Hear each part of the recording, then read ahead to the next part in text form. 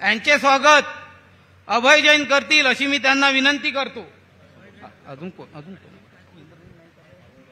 नाही नाव सांगा ना।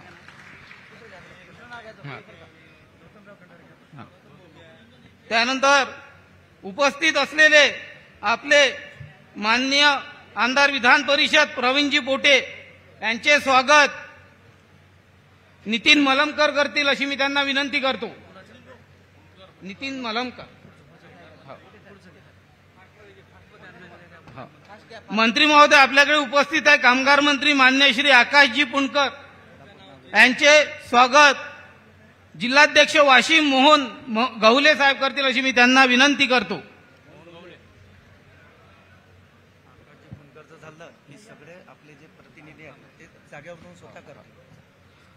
त्यानंतर उपस्थित आमदार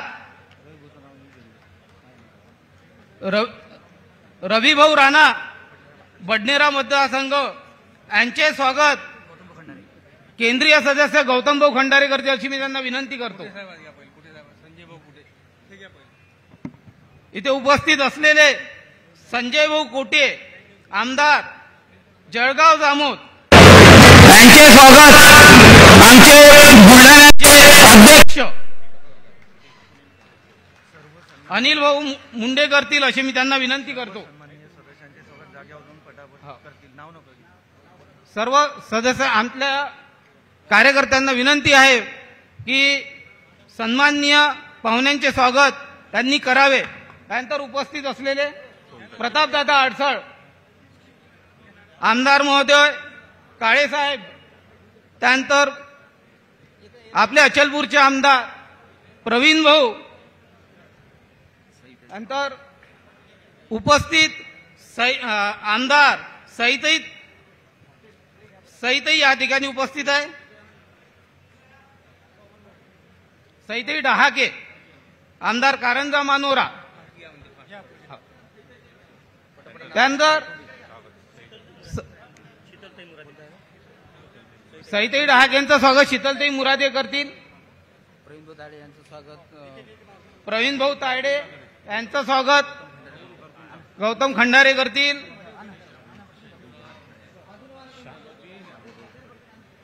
श्यामभाऊ खोडे या ठिकाणी उपस्थित आहे। श्यामभाऊ खोडे यांचं स्वागत नितीन मलमकर करतील।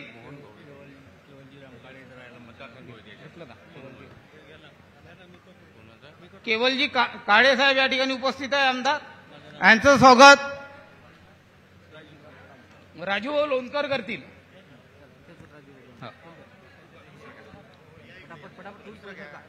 प्रतापदादा प्रतापदादा यांचे स्वागत भगवान पंडित करतील। त्यानंतर आमच्या तिवसा मतदारसंघाचे आमदार राजेशजी वानखडे यांचं स्वागत संजय भाऊ गीत करतील अशी मी त्यांना विनंती करतो। त्यानंतर संजय भाऊजी खोडके आले,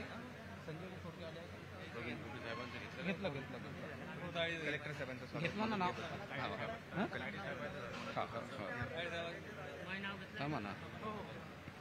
आपल्याला या ठिकाणी उपस्थित जिल्हाधिकारी मान्य श्री सौरभ कटारिया यांचे स्वागत अजय भाऊ जैन करतील असे मी त्यांना विनंती करतो। उमेशजी आवलकर सुद्धा या ठिकाणी उपस्थित आहे। मोर्शीचे आमदार यांचे स्वागत राजाभाऊ काळे करतील अशी मी त्यांना विनंती करतो। सगळे पाहुण्यांचे स्वागत आपले संघटनेचे कार्यकर्ते करतील। कार्यक्रम मोठा आहे, सगळ्या पाहुण्यांनी आपल्याला या ठिकाणी उपस्थित केलं। कोणाचं नाव सुटलं असेल तर क्षमस्व। यानंतर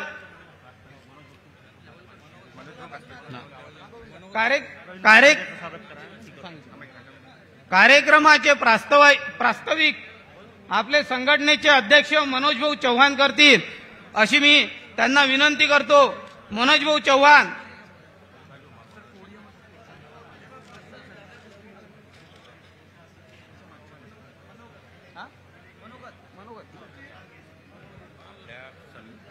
संघटनेचे अध्यक्ष मनोगत मनोजभाऊ चव्हाण करतील अशी मी त्यांना विनंती करतो. मनोजभाऊ चव्हाण.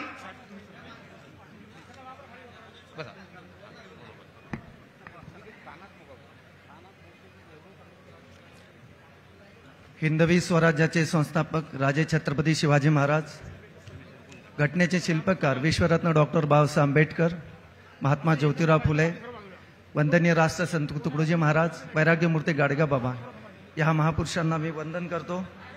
आजच्या या ऐतिहासिक शुभप्रसंगी आपल्याला लाभलेले सर्व सन्माननीय या राज्याचे लाडके मुख्यमंत्री, आमच्यासाठी सुपर सीएम आम्ही पहिलेपासून म्हणत होतो, देवेंद्रजी फडणवीस साहेब, आमच्या जिल्ह्याचे पालकमंत्री तथा महसूल मंत्री माननीय श्री चंद्रशेखरजी बावनकुळे साहेब, माननीय नामदार गिरीशजी महाजन साहेब, आकाशदादा पुणकर साहेब व या ठिकाणी सर्व या कार्यक्रमाला लाभलेले सर्व सन्माननीय आमदार महोदय व उपस्थित सर्व अधिकारी व या ऐतिहासिक कार्यक्रमाला जमलेले माझ्या विदर्भातील प्रत्येक जिल्ह्यातील माझे सर्व सन्माननीय प्रकल्पस्थ माता भगिनी बंधू, हा ऐतिहासिक सोहळा तुमच्या साक्षीनं पार पडतो आहे.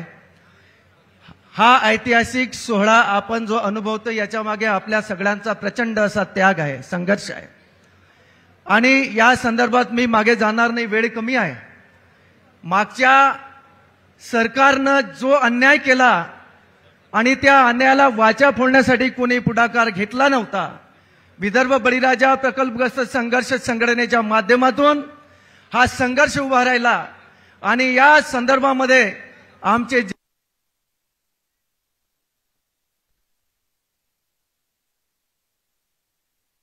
प्रश्न उपस्थित केले. या संदर्भामध्ये आम्ही जेव्हा जेव्हा आंदोलनं केले तेव्हा तेव्हा सर्वांनी आम्हाला सहकार्य केलं. विशेष करून आमच्या या कार्यक्रमाचे आयोजक सन्माननीय प्रतापदादा अडसळ आणि प्रतापदादा अडसळांचं जे सन्माननीय मुख्यमंत्री महोदयांच्या सतत कानाशी असायचे आणि या विषय जेव्हा मिळेल वेळ तसा ते विषय साहेबांसमोर मांडायचे. सोबतच त्यांना जे सहकार्य करणारे आमचे आमदार सन्माननीय रविभाऊ राणा असतील, या आंदोलनाची जी आमच्या संघर्षाची सुरुवात असेल डॉक्टर माननीय अनिलजी बोंडे साहेब असतील, आनंदरावजी अडसूळ असतील, बरेच जे प्रतिनिधी आहेत ते या संदर्भामध्ये आमच्या खांद्याला खांदा लावून काम करणाऱ्या आमच्या सुरेखाताई ठाकरे असतील. आता अनेकांचे नावं घेण्यासाठी वेळ नाही, परंतु सर्व जनप्रतिनिधींनी आम्हाला त्याच ताकदीनं सहकार्य केलं. आणि हा जो प्रश्न सन्माननीय देवेंद्र फडणवीस साहेबांनी, हा विदर्भातला विषय होता आणि विदर्भातला विषय असल्या कारण पश्चिम महाराष्ट्रात अजिबात नव्हतं.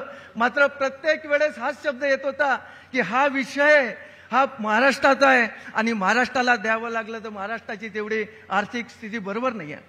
या जेव्हा आमचे सन्माननीय गिरीशजी महाजन साहेब जलसंपदा मंत्री होते तेव्हा सुद्धा आम्ही अनेक वेळा साहेबांशी भेटलो, ही हिदूच केली. परंतु महायुतीच्या सरकारनं हे कधी म्हटलं नाही का हे जमत नाही, होणार नाही, अजिबात कधी म्हटलं नाही. हो करू बघू, मात्र तो दिवस सुवर्ण अक्षरात लिहिण्याजोगता आजचा जो ऐतिहासिक जो शुभप्रसंग आहे तो खऱ्या अर्थानं आज आपल्याला सगळ्याला अनुभवत आहे. संघर्षामध्ये आमच्या अनेक प्रकल्पग्रस्तांनी आत्महत्या केल्यात. अनेक लोक जे वाट पाहत होते ते मृत्युमुखी पडलेत. मात्र विजय झाला, सत्याचा विजय झाला. अन्याय जो झाला होता तत्कालीन सरकारच्या माध्यमातून त्याला न्यायामध्ये परिवर्तित करण्याचं काम माननीय देवेंद्र फडणवीस साहेबांनी केलं. कारण ते विदर्भाचे सुपुत्र आहेत. हा अन्याय विदर्भावर झालेला आहे आणि अन्याय झाला असताना त्यांना त्यांच्या विदर्भातल्या या शेतकऱ्यांची जाणीव आहे. साहेब, मी विशेष करून तुम्हाला सांगतोय, 832 कोटी रुपये जेव्हा तुम्ही मंजूर केलेत तेव्हा याची प्रसिद्धी झाली नाही. तेव्हा या संदर्भामध्ये कुठे बॅनर्स लागले नाही. पत्रकारांचा प्रश्न होता, 832 कोटी जर दिलेत तर सरकार याची प्रसिद्धी का करत नाही आहे? कारण 5 कोटीचं जरी कोणी काम आणलं तर त्याचे हजारो बॅनर लागतात. मात्र या संदर्भामध्ये बॅनर लागले नाही. मला तेव्हा जाणीव झाली की या संदर्भामध्ये देवेंद्र फडणवीस साहेबांना शेतकऱ्याच्या ज्या समस्या आहेत त्याचं भांडवल करायचं नाही आहे, त्यांना न्याय द्यायचा आहे आणि तो न्याय आपल्याला त्यांनी दिलेला आहे. या संदर्भामध्ये त्यांनी कदाचित त्यांना आठवत नसेल, तुम्ही एक आम्हाला आमचा निर्णय घेतला नाही, सोबत 3 निर्णय घेतले साहेब. पहिला निर्णय विदर्भातल्या सरळ खरेदी धारकांना 6 जून 2006 ते 31 डिसेंबर 2013 पर्यंत ज्या सरळ खरेद्या झाल्या त्या शेतकऱ्यांना प्रति हेक्टरी 5 लाख रुपये 832 कोटी रुपये दिलेत 16,633 हेक्टरसाठी. दुसरा निर्णय आम्ही त्यांना हिवाळी दिवसमध्ये सांगितलं होतं, साहेब आपल्या महाराष्ट्रामध्ये जातीनिहाय आर्थिक विकास महामंडळ आहेत, मात्र ज्या प्रकल्पग्रस्तांचा त्याग आहे, ज्या प्रकल्पग्रस्तांनी जो प्रकल्पग्रस्त शेतकरी एका धान्याचे 1000 दाणे करतो, तुम्हाला अन्नधान्याची सुविधा करून दिली, तुम्हाला पिण्याच्या पाण्याची सुविधा करून दिली, ज्याने स्वतःचा सर्वस्वाचा त्याग केला, भविष्याच्या पिढीचा सुद्धा विचार केला नाही, त्या शेतकऱ्यांचा साठी आर्थिक विकास महामंडळ असलं पाहिजे. आणि त्यांनी तो प्रश्न त्यांना एवढा आवडला. कसं असते, काम करणाऱ्या व्यक्तीला चांगल्या गोष्टी आवडतात आणि त्याची अंमलबजावणी करण्यासाठी ते अजिबात विलंब करत नाहीत. साहेबांनी सांगितलं, हा मला तुमची जी समस्या आवडली आहे आणि आर्थिक विकास महामंडळ आपण केल्याशिवाय राहणार नाही. याच हिवाळी अधिवेशनामध्ये आर्थिक विकास मंडळाचा शासन निर्णय घेतला. या संदर्भामध्ये 2019 मध्ये महाराष्ट्रामध्ये एकच प्राधिकरण होतं साहेब, आणि प्राधिकरण भूसंपादन प्राधिकरणमध्ये एवढे मोठे प्रकरण होते, विदर्भातले 50,000हून अधिक प्रकरण होते. 10 वर्ष त्याचा निपटारा होत नव्हता. आमचे प्रवीणजी पोटे साहेब होते, त्यांनी आमची मीटिंग घेतली होती. आमचे महाजन सर होते, महाजन सरांना अचानक काम आलं, त्यांच्यासोबत आमची बैठक लागली होती आणि ते नाशिक ते मुंबईपर्यंत पायदल लॉंग मार्च होता, त्याला संबोधित करण्यासाठी गेले होते. आणि म्हणून मग साहेबांनी प्रवीणजी पोटे साहेबांकडे जबाबदारी दिली आणि त्यावेळेस सांगितलं, साहेब आपल्या अमरावतीला डिव्हिजन लेवलवर त्याचं प्रावधान आहे आणि तुम्ही अमरावतीला प्राधिकरण दिलं पाहिजे. ते प्राधिकरण तुम्ही दिलं आणि ते स्थापन झालं, ते सुरू झालं. आज या ऐतिहासिक क्षणी शेतकऱ्यांच्यासाठी तुम्ही बघून घ्या, नुसतं एक पोथी वाचायचं काम नाही आहे, कृतीत उतरण्याचं काम केलं तर देवेंद्र फडणवीस साहेबांनी केलं, या महायुतीच्या सरकारनं केलं. आणि म्हणून आम्ही सुद्धा त्याच ताकदीनं आपल्या पाठीशी उभे राहिलो आणि भविष्यात सुद्धा तुमच्या पाठीशी उभे राहणार. साहेब सांगण्याजरूर भरपूर आहे, तुमचा वेळ कमी आहे, म्हणून मी थोडक्यातच एवढं सांगू इच्छितो की या संदर्भामध्ये पुढच्या ज्या काही आपल्या महत्वाच्या मागण्या आहेत त्याही तुम्ही पूर्ण करणार. आम्हाला 100% नाही 1000% विश्वास आहे. आमची पहिली मागणी होती 6 जून 2000 परिपत्रकानुसार जलसंधारण विभागाने जो सुद्धा सरळ खरेदी केल्या होत्या त्या शेतकऱ्यांना सुद्धा याच्यामध्ये समाविष्ट केलं पाहिजे. ते जास्त बजेट नाही आहे, तुम्ही करू शकता आणि करणार आहात, आम्हाला विश्वास आहे. दुसरी महत्वाची आमची जी मागणी आहे, प्रकल्पग्रस्त प्रमाणपत्रांचा जो आकडा आहे हा प्रचंड आहे. त्याचा मागच्या सरकारमध्ये जो आजपर्यंत त्याची अंमलबजावणी करायला पाहिजे होती ते झाली नाही आणि जो लाखांच्या वरती गेलेला आहे. प्रकल्पग्रस्त प्रमाणपत्र धारकांच्या सुशिक्षित बेरोजगारांसाठी आपण एकतर 5% आरक्षण आहे ते 15% करावं आणि त्याच्यातही जर सरकारला नोकऱ्या देणे शक्य नसेल तर त्या प्रकल्पग्रस्त प्रमाणपत्र धारकांना एकमुश्त 30 लाख रुपये द्यावे, जेणेकरून तो आपला उदरनिर्वाहाचं साधन निर्माण करू शकेल. आणि यामुळे आमची दुसरी महत्वाची मागणी होती की सरळ खरेदीधारक प्रकल्पग्रस्त शेतकऱ्यांना प्रकल्पग्रस्ताचे प्रमाणपत्र अनुज्ञे नाही. 29 जानेवारीला साहेब GR आला. या प्रकल्पग्रस्तांनी काय केलं, जमिनी दिल्या, घरं दिले आणि त्यांचा कोर्टामध्ये जाण्याचा रस्ता सुद्धा बंद झालेला आहे. म्हणून त्यांना हे प्रकल्पग्रस्ताचं प्रमाणपत्र देणं अनुज्ञेय करावं, ही महत्वाची मागणी आहे. ज्या शेतकऱ्यांनी 58-60 वर्षाचा जो शेतकरी आहे त्याच्याकडून काम होत नाही, सरकारनं जमिनी त्याच्या घेतलेल्या आहे, त्याचा उदरनिर्वाह कसा होणार आहे प्रश्न त्याच्या समोर आहे. या संदर्भामध्ये सरकारनं त्या प्रकल्पग्रस्तांसाठी 58 वर्षावरील प्रकल्पग्रस्तांसाठी आपण मिनिमम पेन्शन योजना लागू केली पाहिजे, ही आमची सर्वांची मागणी आहे साहेब. त्यानंतर विदर्भातील प्रकल्पग्रस्तांच्या ज्या स्थानिक प्रश्न आहेत त्या प्रश्नामध्ये आजपर्यंत उजाळा झाला नाही, ते प्रश्न सुद्धा माननीय जिल्हाधिकारी असतील, माननीय विभागीय आयुक्त असतील, या काय म्हणतात त्याला ED साहेब असतील किंवा मुख्य अभियंता असतील, यांच्या स्तरावर या बैठका लागल्या पाहिजे आणि त्यांचे सुद्धा प्रश्न स्थानिक पातळीवर सुटले पाहिजे, जेणेकरून ते प्रश्न तुमच्यापर्यंत येण्याची गरज पडणार नाही आणि इकडच्या इकडे सुटतील. आणि त्या संदर्भामध्ये साहेब या आर्थिक विकास मंडळ जे आपण निर्माण केलं, आम्ही सरकार आणि प्रशासन यामधला दुवा आहे आणि आम्ही ते काम करतोय. म्हणून आमच्या संघटनेला आर्थिक विकास मंडळ असेल किंवा आणखीन काही मंडळ असेल तिथं प्रतिनिधित्व दिलं तर आम्ही आणखीन चांगलं काम करू शकू आणि प्रकल्पग्रस्तांना चांगला न्याय देऊ शकू. आज सुवर्ण अक्षरात लिहिण्याजोगता हा दिवस आहे. हजारो लोक या ठिकाणी बसलेले आहेत, हजारो लोक बाहेर आहेत आणि आपल्या प्रतीक्षेमध्ये साहेब येतील आणि आपल्याला संबोधित करतील. आपल्याला न्याय देण्याचं काम ज्यांनी केलं ते आपल्याला संबोधित करणारच आहेत. म्हणून या ठिकाणी हे जे काही मी पाढा वाचला हा अत्यंत महत्वाचा होता. फार कमी थोडक्यात आहे, खूप मोठा आहे, पण तो मी या ठिकाणी वाचणार नाही. आणि मी तुम्हाला शेवटची मागणी करतोय. या दरम्यान साहेब जे काही आमच्या प्रकल्पग्रस्तांनी आत्महत्या केल्या, मोर्शीच्या उपोषण पेंडालमध्ये फॅनला लटकून फाशी घेतली, पेढी प्रकल्पामध्ये धरणाला लटकून फाशी घेतली, असे अनेक प्रकल्पग्रस्त आहे. त्यांना आपण आर्थिक सहायता केली पाहिजे आणि त्यांच्या परिवाराचं जीवनयापन होईल अशा पद्धतीची त्यांना मदत केली पाहिजे. या ठिकाणी मी एवढ्याच मागण्यांचा फळा वाचतोय. खरं म्हणजे शुभ दिवस आहे. 3 मागण्या त्यांनी आपल्या पूर्ण केल्या. निश्चित ह्या सुद्धा मागण्या पूर्ण होतील आणि मी अपेक्षा करतो. आणि मला या ठिकाणी मनोगत व्यक्त करण्याची संधी दिली त्याबद्दल मी तुमच्या सर्वांचा आभारी आहे. धन्यवाद. नमस्कार. धन्यवाद मनोज भाऊ. पूर्वी वाटायचं प्रकल्पग्रस्त हा एकटा आहे. नाही, आपण एकटे नाही. एवढा सर्व मंच आपल्या सोबत आहे, एवढा सर्व मंच सोबत आहे, त्यामुळे आपल्या समस्येचं निवारण होणारच. यानंतर माननीय प्रतापदादा हे आपल्याला संबोधित करतील अशी मी त्यांना विनंती करतो. मंचावर उपस्थित आपल्या सगळ्यांचे लाडके नेते माननीय मुख्यमंत्री आदरणीय देवेंद्रजी फडणवीस, आपले सन्माननीय पालकमंत्री बावनकुळे साहेब, आपला जो आज कार्यक्रम आहे या खात्याचे मंत्री माननीय गिरीश भाऊ, माननीय मंत्री आकाशजी फुंडकर, मंचावर उपस्थित असलेले सर्व सन्माननीय मान्यवर, कारण वेळ कमी आहे त्यामुळं, आणि उपस्थित विदर्भातील सर्व प्रकल्पग्रस्त ज्येष्ठ पितृतुल्य नागरिक, माता भगिनी, युवक मित्रांनो, मी जास्त वेळ घेणार नाही कारण आपल्याला माननीय पालकमंत्री महोदय, गिरीश भाऊ आणि देवेंद्रजींना ऐकायचा आहे. पण हा जो प्रकल्पग्रस्तांचा विषय होता त्यामध्ये अनेक वर्षांपासून, जवळपास 10-12 वर्षापासून हा लढा सुरू होता आणि तत्कालीन काँग्रेसच्या सरकारनं अत्यंत फसवणूक करून कवडीमोल भावानं या शेतकऱ्यांच्या जमिनी विकत घेतल्या आणि त्यांना कोर्टात जाण्याचा सुद्धा कुठलाही पर्याय ठेवला नाही. त्यामुळे दुर्दैवानं अनेक ठिकाणी संघर्ष झाले, आंदोलनं झाले, आत्महत्या झाल्या. परंतु खऱ्या अर्थानं ज्यावेळे महाआघाडीचं सरकार जेव्हा आलं तेव्हाही या विषयावर चर्चा झाल्या. सभागृहामध्ये स्वर्गीय पाटणी साहेबांनी हा विषय मांडला आणि त्याला दुसरा एक उपप्रश्न म्हणून मी त्या संदर्भात त्यावेळी बोललो होतो. तेव्हा तत्कालीन मंत्री जयंत पाटील साहेब होते, त्यांनी सुद्धा हे मान्य केलं की यांच्यावर अन्याय झाला, परंतु त्यांना न्याय देण्याबाबत म्हटलं कुठलीही भूमिका त्या सरकारनं बजावली नाही.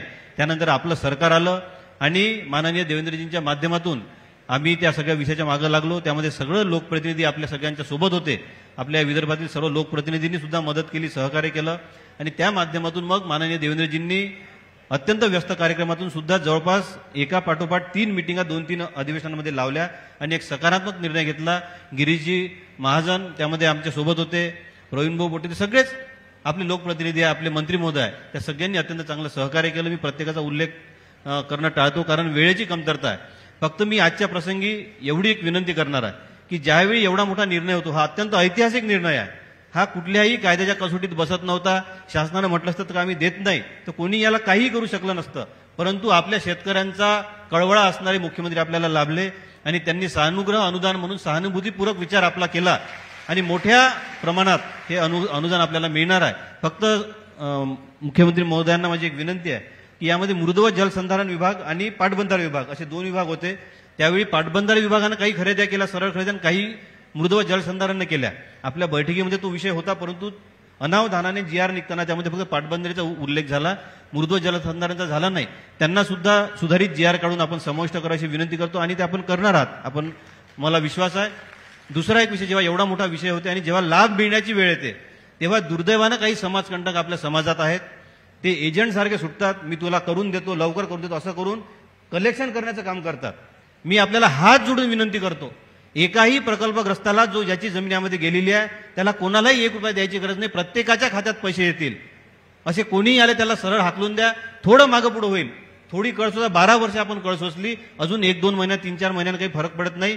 यामध्ये ज्या प्रकल्पांमध्ये आज निधी उपलब्ध आहे त्यामध्ये आपल्याला पैसे मिळणं सुरू होतील आणि ज्यामध्ये उपलब्ध नाही त्यामध्ये माननीय मुख्यमंत्री महोदयांनी प्रोव्हिजन केलेली आहे की त्याची मागणी डिपार्टमेंटनं करावी. हळूहळू त्यामध्ये टप्प्याटप्प्यानं नियोजन होईल आणि सातत्यानं हा कंटिन्यूस कार्यक्रम सुरू राहील आणि ज्या ज्या लाभार्थी जे प्रकल्पग्रस्ताच्या प्रत्येकाच्या खात्यामध्ये 100% पैसे येणार आहेत. कुणीही काळजी करण्याचं कारण नाही. मी तुला मिळवून देतो, तुला मिळणारच नाही असे कोणी आले त्याची ताबडतोब पोलीस स्टेशनलाही तक्रार करा, आमच्याकडे द्या, आम्ही माननीय मंत्री महोदयांकडे देऊ. ह्या अशा प्रलोभनांना बळी पडू नका, खोट्या प्रचारालाही बळी पडू नका. एवढा चांगला निर्णय ज्या लोकांनी एवढे वर्ष आपल्या देशावर राज्य केलं आणि आज शेतकऱ्यांसाठी जे रडून राहिले असं झालं पाहिजे तसं झालं पाहिजे, त्यांना हजारो शेतकऱ्यांचा हा दुःखाचा डोंगर दिसला नाही, परंतु माननीय देवेंद्रजींनी व सर्व मंत्रिमंडळाने हा निर्णय घेतलेला आहे. मी त्यांचं मनपूर्वक आभार मानतो आणि वेळ कमी असल्यामुळं बोलायचं बरंच आहे, पण मी धन्यवाद देतो की एवढा चांगला निर्णय आपण घेतला. माझ्या 2 शब्दांना विराम देतो. जय हिंद, जय श्रीराम. धन्यवाद प्रतापदादा. प्रतापदादांनी आपल्या भरपूर साथ दिलेली आहे. तसंच विपरीत परिस्थितीत ऊर्जा देणारे उपस्थित अनेक मान्यवर या ठिकाणी आहे. तेच म्हणायचे, तू चल अरे और थोड़ा तू चल, मंजिले कामयाबी यही है, जो बस तेरी है, जो बस तेरी है. यापैकी मी रविभाऊ राणा यांना या ठिकाणी आमंत्रित करू, त्यांनी आपले मनोदय या ठिकाणी व्यक्त करा.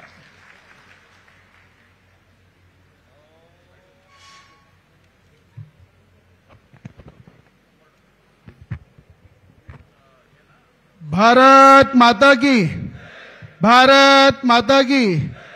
आज सर्वप्रथम या ठिकाणी शेतकरी बळीराजा या संघटनेच्या माध्यमातून या ठिकाणी आपले महाराष्ट्र राज्याचे लोकप्रिय लाडके आणि शेतकऱ्याचे कैवारी असे आमचे सगळ्यांचे नेते आदरणीय देवेंद्र फडणवीस साहेब या ठिकाणी उपस्थित आहे. त्यांचं शेतकऱ्यांच्या वतीने मी हार्दिक मनापासून स्वागत करतो. या ठिकाणी आमचे आदरणीय अमरावती जिल्ह्याचे लाडके पालकमंत्री, लोकप्रिय पालकमंत्री आणि महसूल मंत्री असे चंद्रशेखरजी बावनकुळे साहेब या ठिकाणी उपस्थित आहे. त्यांचे मी अभिनंदन करील, स्वागत करील. या ठिकाणी आमचे जलसंधारण मंत्री आदरणीय गिरीशभाऊ महाजन, त्यांचं सुद्धा मी या ठिकाणी अभिनंदन करील. अभिनंदन याच्यासाठी करील की मोठा प्रकल्प हा नदीजोड प्रकल्प गिरीशभाऊच्या हातामध्ये विदर्भातला आणि देवेंद्र फडणवीस साहेबांनी 1 लाख कोटी रुपये त्या प्रकल्पासाठी दिले, शेतकऱ्यांच्या भविष्यासाठी, उज्ज्वल भविष्यासाठी. असे गिरीशभाऊ महाजन या ठिकाणी उपस्थित आहेत, त्यांचे मी स्वागत करील. आमचे आदरणीय राज्यसभेचे खासदार डॉक्टर अनिल बोंडे साहेब उपस्थित आहे आणि आदरणीय सगळे आमदार, सगळे आमचे पुणकर साहेब या ठिकाणी कामगार मंत्री आहे, त्यांचंही स्वागत करील. आणि या ठिकाणी एवढंच सांगतो मी की आज सानुग्रह अनुदान जे खऱ्या अर्थानं राज्याचे मुख्यमंत्री देवेंद्र फडणवीस साहेबांनी जे दिलं ते इलेक्शनच्या आधी अनेक लोक घोषणा करतात, अनेक नेते येतात, भाषण देतात, पण 832 कोटी रुपये सानुग्रह अनुदान देऊन त्याचं इम्प्लिमेंट ते स्वतः मुख्यमंत्री झाल्यानंतर करत आहे. हे आपल्या महाराष्ट्राच्या इतिहासामध्ये पहिल्यांदा होत आहे. नाही तर तुम्ही जर पाहिलं अनेक मुख्यमंत्री जेव्हा देवेंद्र फडणवीस साहेब विरोधी पक्ष नेता होते, मनोज चव्हाण त्या ठिकाणी आंदोलन करत होते, त्यांना मी फोन लावून त्यांच्याशी बोलणं करून दिलं आणि जेव्हा ते सरकार होती त्या सरकारचा एक व्यक्ती त्या आंदोलनाला भेट देत नव्हता. आणि मनोज चव्हाण असो, मंगेशभाऊ इंगोले असो की गौतम खंडारे असो, या सगळ्या लोकांनी मैदानामध्ये उतरून त्या ठिकाणी आंदोलन केलं आणि त्याच ठिकाणी देवेंद्र फडणवीस साहेबांनी शब्द दिला होता, आमची सरकार आल्यानंतर या शेतकऱ्याला वारावर सोडणार नाही आणि सानुग्रह अनुदान देऊ. ते त्यांनी दिलं. मला अजून आठवते पीडी प्रकल्पाच्या काळामध्ये प्रतापदादा अडचण येते, खूप त्यांनी पण पाठपुरावा केला आणि आम्हाला अभिमान आहे आमच्या मुख्यमंत्र्यांवर की या अमरावती जिल्ह्यामध्ये ज्या ताकदीनं आम्ही या सानुग्रह अनुदानाचा प्रचार केला. पीडी प्रकल्पामध्ये 1 लाख रुपये एकराने जमीन जेव्हा घेत होते शेतकऱ्याकडनं, जेव्हा ठेकेदार शेतकऱ्याची काही ऐकत नव्हते, तेव्हा खरेदी विक्रीचे व्यवहार देवेंद्र फडणवीस साहेबांनी थांबवले. आता 12 ते 18 लाख रुपये एकराने पैसे मिळत आहे ना. तर हे जे आहे हे कोण करू शकते, ज्याच्यामध्ये शेतकऱ्यांच्या बद्दल तळमळ आहे, शेतकऱ्याला न्याय द्यायची शक्ती आहे आणि शेतकऱ्याबद्दल काही करायची इच्छा आहे. त्यामुळे आज पिढी प्रकल्पामध्ये 1 लाखाचे 12 लाख 18 लाख रुपये एकराने पैसे मिळत आहे. समृद्धीमध्ये जमिना गेल्या, त्यांना 2चा गुणाकाराने पैसे दिले. मोठ्या प्रमाणात आज तुम्हाला माहित आहे जल शिवार सारखी योजना देवेंद्र फडणवीस साहेबांनी सुरू केली. आजही उन्हाळ्यामध्ये जे गावागावामध्ये आम्ही जातो तो पाण्याची पातळी वाढलेली आहे. जमीन ज्या विहिरीमध्ये पाणी दिसत आहे ते कोणामुळं? जल शिवार योजना साहेबांनी राबवली, त्यामुळे आपल्याला आज त्याचा फायदा होत आहे. म्हणून या ठिकाणी मी जास्त काही बोलणार नाही, पण एवढंच सांगतो, अनेकांनी शेतकऱ्यांचा जाणता राजा म्हणून पदवी लावली, पण खरा जर शेतकऱ्याचा जाणता राजा असेल तर ते देवेंद्र फडणवीस साहेब आहे, जे शेतकऱ्यासाठी खऱ्या अर्थानं त्यांच्या न्यायासाठी काम करतात. आता या ठिकाणी प्रवीण भाऊ तायडे उभे बसले आहे. आता 4 दिवसांनी टेंबा आंदोलन झालं. ज्यांनी टेंबा आंदोलन केलं प्रवीण भाऊ, त्यांना तुम्ही पुनश्चित करून टाकला. पण त्यांनी टेंबा आंदोलन हे जर थोडं, उद्धव ठाकरेच्या काळामध्ये ते मंत्री होते, जलसंधारण मंत्री असते, तेव्हा जर केलं असतं तर कदाचित या ठिकाणी शेतकऱ्याला न्याय मिळाला असता. फक्त नौटंकी करायची, दिशाभूल करायची आणि ज्या ठिकाणी देवेंद्र फडणवीस सारखा विदर्भाचा सुपुत्र जो शेतकऱ्यासाठी काम करत आहे त्यांच्या विचारावर त्यांच्याबद्दल काहीतरी बोलायचं, फक्त नौटंकी करतात. मला माहित आहे जे टेंबा आंदोलन करतात ते किती पाण्यामध्ये आहे आणि किती जमिनीवर आहे हे शेतकऱ्यांनी चांगल्या प्रकारे जाणलेलं आहे, सगळ्यांनी अनुभवलेलं आहे. मनोज चव्हाण जेव्हा आंदोलन करत होते तेव्हा ते जलसंधारण मंत्री होते, तेव्हा त्या आंदोलनाला 1 दिवसही भेट दिली नाही. खोटे आश्वासन दिले. अरे बाप दाखवण्याचं श्राद्ध कर, हे काम करणारा माणूस जर आहे तर देवेंद्र फडणवीस साहेब आहे. हा शेतकऱ्याचा कैवारी आहे आणि यांच्यासोबत जनता आहे. आज आमच्या जिल्ह्यामध्ये या विदर्भामध्ये एकतर्फा भाजपला जी सत्ता मिळाली, जे आमदार निवडून आले, ते फक्त कशामुळं? शेतकऱ्याची साथ होती. आणि शेतकऱ्यांना जे सानुग्रह अनुदान 832 कोटी रुपये दिले, 2च्या गुणकप्रमाणे या ठेकेदारांच्या घशामध्ये चाललेली जमीन वाचवली आणि 1 लाखाचे 12 लाखाचे 18 लाख दिले. ते कोणी दिले? तर फडणवीस साहेबांनी दिले. म्हणून या ठिकाणी जास्त काही मी बोलणार नाही, पण एवढंच सांगतो की आपल्या विदर्भाचा मुख्यमंत्री महाराष्ट्राला मिळालेला आहे आणि आपल्याला या संधीचं सोनं करणं हे आपल्या सगळ्यांचं कर्तव्य आहे. म्हणून ज्या ज्या क्षणी जिथे जिथे कुठलंही इलेक्शन असू द्या, फक्त देवेंद्र फडणवीस साहेबांचा चेहरा पाहून त्याला ताकद द्यायची आहे, तरच आपलं येणारं भविष्य चांगलं आहे आणि ते आपण सगळे काम करू. एवढंच सांगतो. जय हिंद, जय महाराष्ट्र. यानंतर आपले जलसंपदा मंत्री माननीय नामदार श्री गिरीश भाऊ महाजन यांना मी आमंत्रित करतो. साहेबांचं भाषण आवश्यक आहे, मनोगत आवश्यक आहे, कारण तुमचाच विषय आहे मोस्टली. माझा विषय जरी असला तरी करवणारे सगळे इकडे बसलेले आहेत, त्यामुळे मी म्हटलं साहेबांना जास्त वेळ देऊ. मंचावर उपस्थित लाडके मुख्यमंत्री माननीय देवेंद्र भाऊ, माननीय बावनकुळे साहेब, माननीय फुंडकर साहेब, उपस्थित आमचे खासदार, सर्व आमदार, सर्व लोकप्रतिनिधी, सर्व अधिकारी, माझ्यासमोर बसलेले सर्व माता भगिनी आणि शेतकरी बंधूंनो, आजचा दिवस आपल्यासाठी खरं मी ऐतिहासिकच म्हणेल. सुरुवातीलाच पार्श्वभूमी सगळी सांगण्यात आली. 14 ते 19ला सुद्धा मी या खात्याचा मंत्री होतो. 5 वर्ष जलसंपदा खातं माझ्याकडे होतं आणि तेव्हाही मागणी आलेली होती. आपण सांगितलं, बैठका झाल्या, मिटिंग झाल्यात. खरं म्हणजे माझा आताही विश्वास बसत नाहीये की हे तुमचं काम झालेलं आहे, पण हे झालेलं आहे. आणि ते का झालं? तर देवेंद्र भाऊ या ठिकाणी मुख्यमंत्री झालेत आणि फक्त यांच्यामुळे हे काम झालेलं आहे, फक्त यांच्यामुळे. महाराष्ट्रामध्ये असा निर्णय कधी पूर्वी झालेला नाही, कधी झालेला नाही. एकदा पैसे दिल्यानंतर, काम सुरू झाल्यानंतर पुन्हा पैसे द्यायचे म्हणजे मलाही ते शक्य वाटत नव्हतं. पण देवेंद्र भाऊ म्हणाले शेतकऱ्यांना अन्याय आहे. एका शेतकऱ्याला 1 लाख रुपये मिळत आहेत, दुसऱ्या शेतकऱ्याला 12-15 लाख रुपये मिळत आहेत. त्यांनी काय चोरी केली? त्यांनी काय चोरी केलेली या ठिकाणी? आणि म्हणून त्यांना पैसे देणं हे क्रमप्राप्त आहे, ते द्यावेच लागतील. आणि एवढा मोठा निर्णय, खरं म्हणजे आज 832 कोटी रक्कम ही काही थोडी नाही आहे, थोडकी नाही आहे, पण आज ती त्यांनी मंजूर केली आणि आपल्याला ती आता प्राप्त होते. आणि म्हणून या गोष्टीचा आनंद निश्चित आम्हाला सर्वांना आहे, आपल्यालाही आहे. मला माहित आहे, मी शेतकऱ्याचा मुलगा आहे. जमीन ॲक्विजिशन काय असतं, गावं कशी उठतात, त्या ठिकाणी त्यांना किती खेटे घालावे लागतात. आतापर्यंत मी स्वतः यातला एक लाभार्थी. 35 वर्षापूर्वी माझ्या वडिलांची जमीन त्यावेळेला 4.5-5 एकर जमीन ही 35 वर्षापूर्वी भूसंपादन झाली होती, एका छोट्या धरणामध्ये गेली होती आणि 35-36 वर्षांनी तिचे पैसे आता मला 4 महिन्यापूर्वी मिळाले. 35-36 वर्ष फिरावं लागलं आणि म्हणून सरळ खरेदी पद्धत आपण आणली. त्या पद्धतीमुळे त्या ठिकाणी शेतकऱ्यांना फायदाही झाला, पण काहींना तोटाही व्हायला लागला. काही लोक कोर्टात गेले, काही कोर्टाच्या बाहेर सेटलमेंट झालं, लोक अदालत निघाली. पण मला वाटतं जो शेतकरी जी आम्ही ज्या जमीन कसतोय त्याच्यावर आमचा उदरनिर्वाह आहे, आमच्या मुलांचं भविष्य आहे, ती जमीन ज्या वेळेला प्रकल्पामध्ये जो रस्ता असेल, धरणं असतील, कुठे सरकारी कामं असतील, त्या कामात देतो त्याला त्याचा पूर्ण मोबदला मिळालाच पाहिजे. अन्यथा तो बिचारा जीवनातून उठतो. गावं उजाड झालीत, गावं पाण्याखाली गेलीत, सरकारी कामांमध्ये गेलीत, तो तर बेकार झाला. पण त्याला आम्ही पैसे देणार कधी आहोत? आणि म्हणून यासाठी सरकारने अनेक चांगल्या योजना आपल्या काढल्यात. मोदींनी निर्णय घेतलेत, देवेंद्र भाऊंनी मागच्या काळामध्ये निर्णय घेतले 14 ते 19 मध्ये, आता निर्णय घेतलेले आहेत. आणि म्हणून आजचा दिवस आपल्यासाठी हा अतिशय महत्वाचा आहे. हा न होणारा निर्णय देवेंद्रजींनी या ठिकाणी केला. धरणं होतील, पाणी तापेल, अनेक शेतकऱ्यांना, लाखो लोकांना त्याचा फायदा होईल, कोट्यवधी रुपयाची उलाढाल होईल. पण ज्या शेतकऱ्याची जमीन गेली, ज्याचं गाव गेलं, ज्याचं घर गेलं, त्याला काय?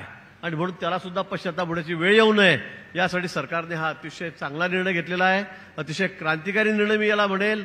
कधी झालेला नाही, पुढे होईल की नाही मला हेही माहीत नाही, कारण आता याच्या पुढे आपण कोणाला अन्याय होऊच देणार नाही. आणि असा एक चांगला निर्णय आज या ठिकाणी झालेला आहे. आणि जवळपास 800 कोटी 832 कोटी इतकी मोठी रक्कम आपल्या खात्यामध्ये आता जमा होणार आहे. आणि म्हणून या निमित्ताने मी आपल्या सर्वांना मनापासून शुभेच्छा देतो. हे सरकार आपलं सरकार आहे, शेतकऱ्यांचं सरकार आहे, शेतकऱ्यांच्या पाठीशी उभं राहणारं सरकार आहे, संवेदनशील सरकार आहे. अन्यथा तुम्ही किती वर्ष मागणी करत राहिले असते आणि देवाभाऊ या ठिकाणी मुख्यमंत्री झाले नसते तर मला वाटत नाही की हा प्रश्न सुटला असता. पण आज त्यांच्यामुळे हा प्रश्न सुटलेला आहे. आणि म्हणून पुन्हा आपण एकदा टाळ्या वाजवून त्याचं सगळ्यांनी हार्दिक स्वागत करावं एवढीच विनंती मी आपल्याला या ठिकाणी करतो आणि थांबतो. जय हिंद, जय महाराष्ट्र.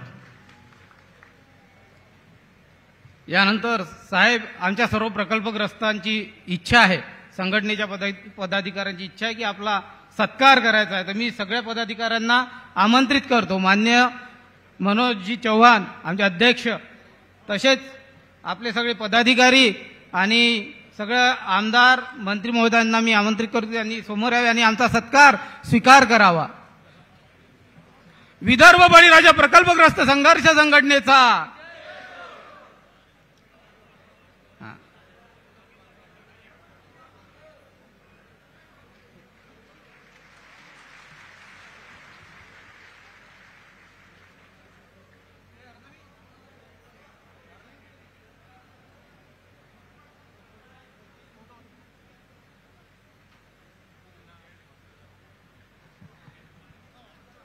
मुख्यमंत्री महोदयांना विनंती आहे की प्रकल्पग्रस्त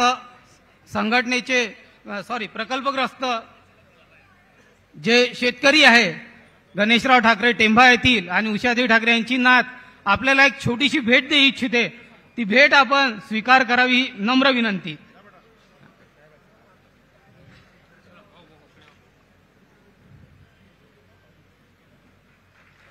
स्वतःच्या हातून त्यांनी ही चित्र आपले रेखाटलेले आहे. तर यानंतर मी मान्य श्री बावनकुळे साहेबांना विनंती करतो की त्यांनी आपल्याला संबोधित करावे. भारत माता की.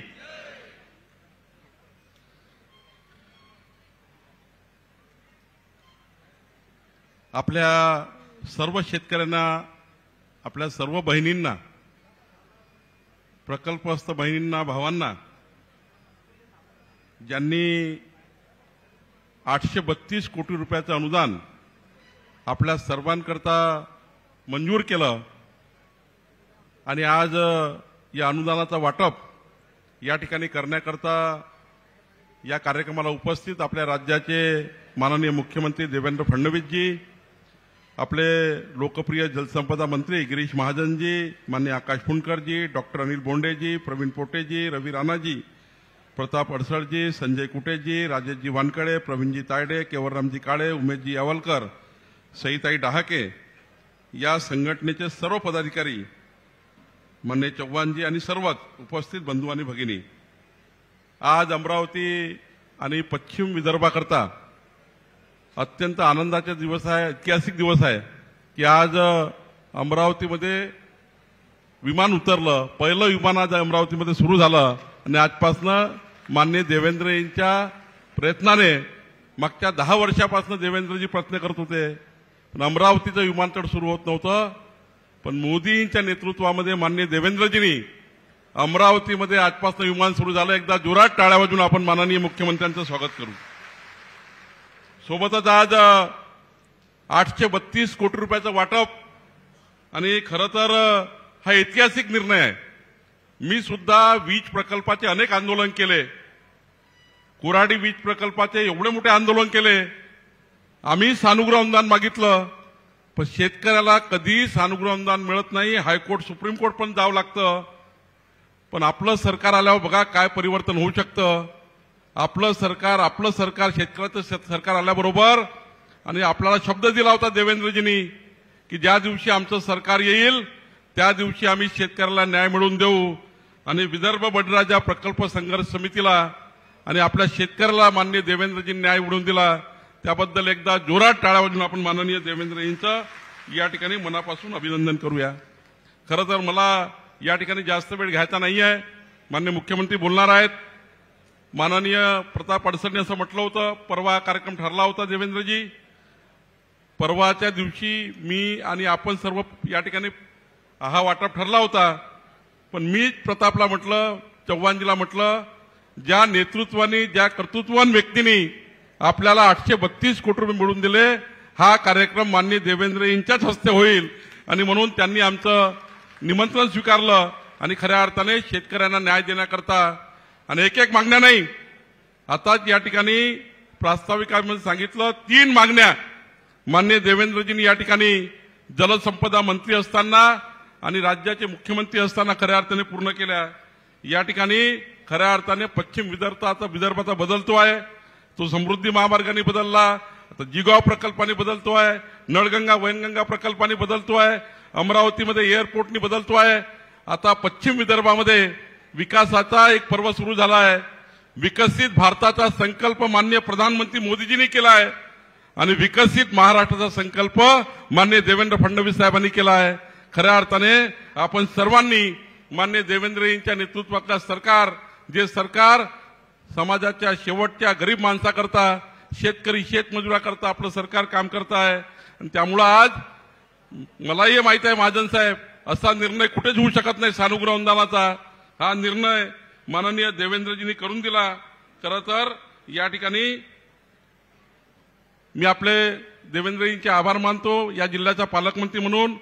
आणि माझी विनंती आहे, या ठिकाणी प्रतापनी सांगितले गोष्ट खरी आहे. मलाही या ठिकाणी जनता दरबारामध्ये अनेक लोकांनी तक्रारी दिल्या देवेंद्रजी, की काही लोक शेतकऱ्यांना फसवतात आहे, काही लोक एक संभ्रम तयार करत आहेत की आता 832 कोटी येणार आहे, पण काही शेतकऱ्याचे नावं असूनही त्यांना सांगतात आहे तुमचे नावं नाही आहे, मी त्या ठिकाणी तुमचं काम जमवून देतो, मला एवढं करून द्या. असे काही लोक या ठिकाणी मधात एजंट तयार झालेले आहेत. माझ्याकडे 4 तक्रारी आल्या. मी प्रतापला सांगितलं, संजय कुटेजींनी त्या ठिकाणी बघितलं. खऱ्या अर्थाने माझी शेतकऱ्यांना विनंती आहे, माननीय देवेंद्रजींनी सर्व शेतकऱ्यांना, ज्या ज्या शेतकऱ्यांच्या जमिनी गेल्या आहेत त्या सर्व शेतकऱ्यांना 5 लाख रुपये हेक्टरी इतकं सानुग्रह अनुदान मंजूर केलं आहे. कोणीही शेतकरी सुटणार नाही आहे. लवकरच हे वाटप सुरू होणार आहे. त्यामुळे कोणी मधातल्या एजंटकडे जाऊ नका, मधातल्या एजंटकडे कोणी त्या ठिकाणी भेटू नका. तुम्हाला जर कोणी फसवलं आणि कोणी तुम्हाला त्या ठिकाणी प्रलोभन दिलं, मी प्रत्येक 15 दिवसांनी या ठिकाणी अमरावतीला आहे. आपल्या पश्चिम विदर्भामध्ये संजय कुटेजी आहे, प्रताप अडसळ आहे, रवी राणा आहे, आणि त्यामुळे आपल्या पाठीशी आम्ही सर्व लोक आहोत. आपण सर्वांनी या ठिकाणी जो संघर्ष केला आहे हा मोठा संघर्ष आहे. 2007 ते 2013, 2013 ते 2024 म्हणजे आता बघा जवळपास 16 वर्ष आपल्या हातात पैसे मिळायला लागले. पण हा निर्णय खऱ्या अर्थाने ऐतिहासिक झाला. मी पुन्हा एकदा आपल्या सर्वांच्या वतीने माननीय देवेंद्रजींचं मनापासून आभार मानतो आणि खऱ्या अर्थाने शेतकऱ्याचे कैवारी म्हणून, लोकनेते म्हणून लोकनेता कसा असावा याचं उत्तम उदाहरण जर पाहायला मिळालं तर आपल्या सर्वांना पाहायला मिळालं की आपल्या जीवनामध्ये ज्यांनी परिवर्तन करून दाखवलं असे माननीय देवेंद्रजी आणि आपले मुख्यमंत्री म्हणून मी त्यांचं आभार मानतो आणि माझे 2 शब्द संपवतो. धन्यवाद.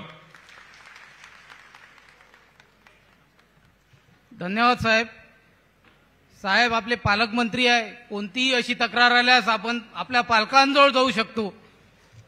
यानंतर आमची सर्वांची अशी इच्छा आहे की माननीय मुख्यमंत्री महोदयांनी आमचे लाडके आमदार ज्यांनी आमच्यासाठी खरंच खूप कर्तबगार असं काम केलेलं आहे, आमचे प्रतापदादा यांचा सत्कार मुख्यमंत्री महोदयांच्या हस्ते व्हावा अशी मी विनंती करतो.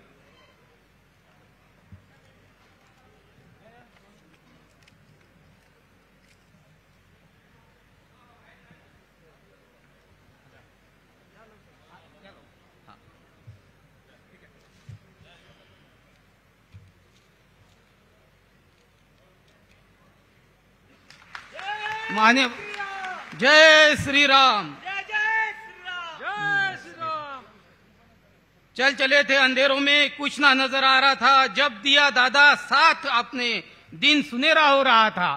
यानंतर मुख्यमंत्री साहेबांना विनंती आहे की आमचे संघटनेचे अध्यक्ष मनोज भाऊ चव्हाण यांचा मुख्यमंत्री महोदयांच्या हस्ते सत्कार व्हावा. आमची ही सगळी प्रकल्पग्रस्त संघटनेच्या कार्यकारिणीची इच्छा आहे आणि शेतकऱ्यांची सुद्धा इच्छा आहे. मनोज भाऊ चव्हाण. निकला था अकेला कारवा बनते गया, निकला था अकेला कारवा बनते गया, सोच थी इतनी बुलंद की गुलिस्ता खिलते गया. यानंतर ज्या कार्यक्रमासाठी आपण उपस्थित आहे तो कार्यक्रम म्हणजे चेक प्रातिनिधिक स्वरूपात आपल्याला चेक वाटप करायचे आहे. तरी चेक वाटपाचा कार्यक्रम आपण या ठिकाणी सुरू करतोय माननीय मान्यवरांच्या हस्ते.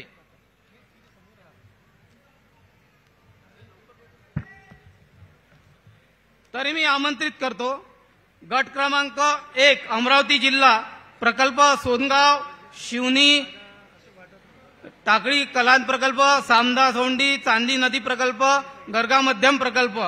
लाभार्थी आहे श्री शरद पुरुषोत्तम सराड, विनायक महादेव डोनलकर, मनोहर नवलकर, वैभव सुनील ठाकरे, मधुकर पाटील.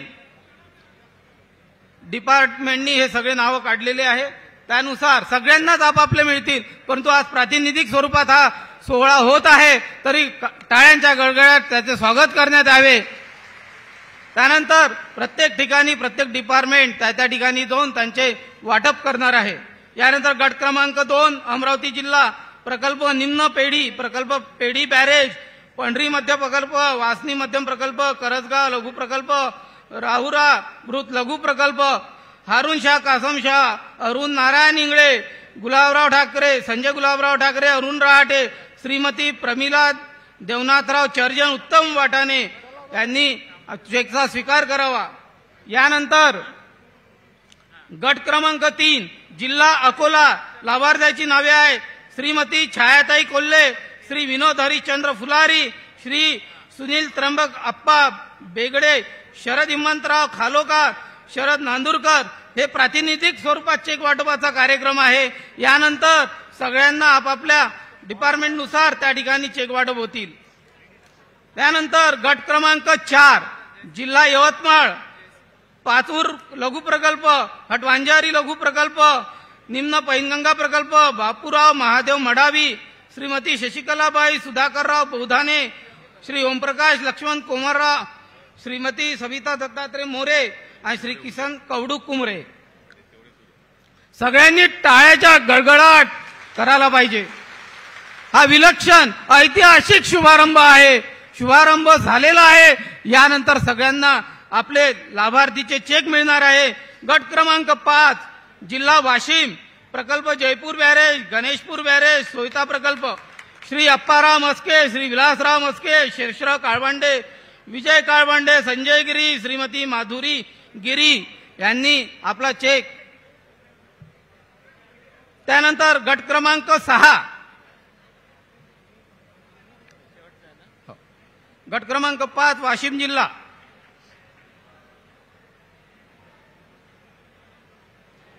यानंतर गट क्रमांक 6 जिल्हा बुलढाणा प्रकल्प जिगाव प्रकल्प अर्क कचेरी लघु पाटबंधार प्रकल्प श्री भास्कर प्रल्हादराव वानखडे, श्री अरुण काशीराव उगले, श्री राम विजय केदार डोरे, श्री अनिल वासुदेव सोनटक्के, श्री महादेव जानू वडतकार.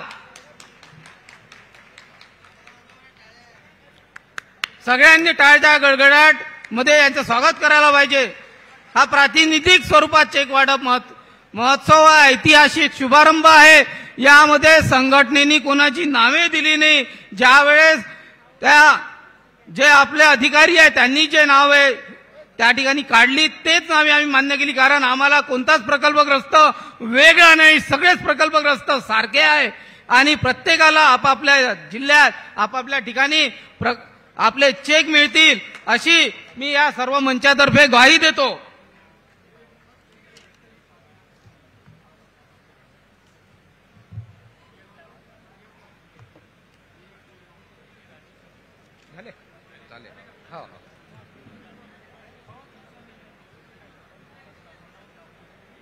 आपण सर्व या ऐतिहासिक सोहळ्याचे साक्षीदार आहे आणि हा मिळालेला चेक कोणा एकाचा नसून आपल्या सर्वांचा आहे. कोणा एकाचं नाही, सगळ्यांचं संघटन मजबूत होतं म्हणून आपण इथपर्यंत पोहोचू शकलो.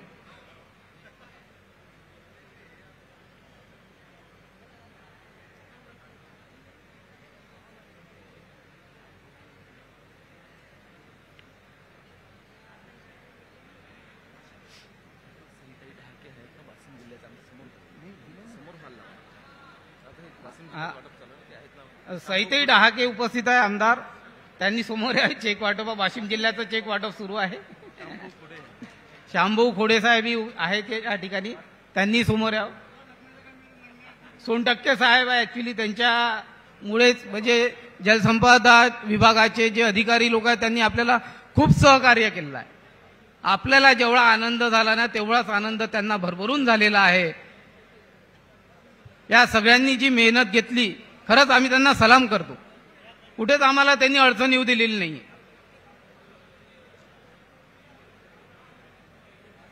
सोनटक्के साहेब आहे, टाले साहेब आहेत. हे लिस्ट घे, एक रोज आहे माझ्या तो झाले नावं झाले. प्रातिनिधिक स्वरूपात चेकचे वितरण झालेले आहे. म्हणतात ना, अन्याय किती येऊ दे, दडपण किती येऊ दे, परंतु एक सकारात्मक विचार आपले आयुष्य बदलून टाकते. अशा सकारात्मक विचाराचे आमचे लाडके मुख्यमंत्री मान्य श्री देवेंद्रजी फडणवीस यांना प्रकल्पग्रस्तांना दिशा दाखवण्यासाठी मी आमंत्रित करतो. माननीय सर, आपण या ठिकाणी आम्हाला एक मार्गदर्शन करावं.